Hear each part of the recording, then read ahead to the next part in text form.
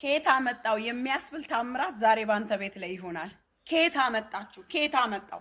ከየት አመጡት? አንተ ሰዎች የሚገረሙበት ነገር ዛሬ ባንተ ህይወት ላይ ይሆናል። መጽሐፍ ቅዱስ ማቴዎስ ምዕራፍ 13 ከቁጥር 54 ያለውን አነባለሁ። ኢየሱስ ጌታ ነው። ወደ ገዛ ሀገሩ መጥቶ እስኪገረሙ ድረስ በምኩራባቸውም ያስተምራቸው ነበር። እንዲህም አሉ፣ ይህ ጥበብና ታምራት ይህ ከወዴት አገኘው? ይህ የጠራቢው ልጅ አይደለምን? እናቱስ ማርያም ትባል የለምን? ወንድሞቹስ ያዕቆብ፣ ዩሳ፣ ስምዖንም ይሁዳም አይደሉምን? እህቶቹስ ሁሉ በእኛ ዘንድ ያሉ አይደሉምን? እንኪያስ ይህ ሁሉ ከወዴት አገኘው? አይገርምም? ስለ ማን እየተናገረ ነው? ስለ ኢየሱስ ክርስቶስ። ኢየሱስ ክርስቶስ የሚያስገርም ተአምራት እያደረገ ነበር።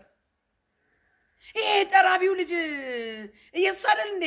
የዮሴፍ ልጅ አይደል እንዴ? ወንድሞቹ እኛ ዘንድ እህቶቹ በእኛ ዘንድ። አንተ የማንም ሁን፣ እግዚአብሔር ለጠራህ ዓላማ ይጠቀምብሃል።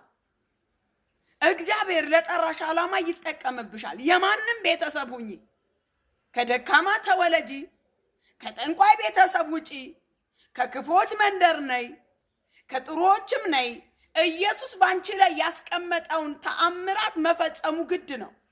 እግዚአብሔር ላንተ ያለልህን መሆን ግድ ነው። አይገርምም? እንትና ከኛ ዘንድ አይደለች ቶ ሌላ ጋር ለምን ትሄዳለህ? አገሪቱን አናቃትም ሲሉ ግን እግዚአብሔር በአገሪቱ ላይ ስራ ጀምሯል። አላቀውም እያሉ እግዚአብሔር ባንተ ላይ ስራ ጀምሯል። አላቃትም እያሉ እግዚአብሔር ባንቺ ላይ ስራ ጀምሯል። ኧረ እነሱ እኮ እንትን ናቸው ሲባል እግዚአብሔር ግን አንተን ወደ ተለየው ክብር አስገብቶሃል።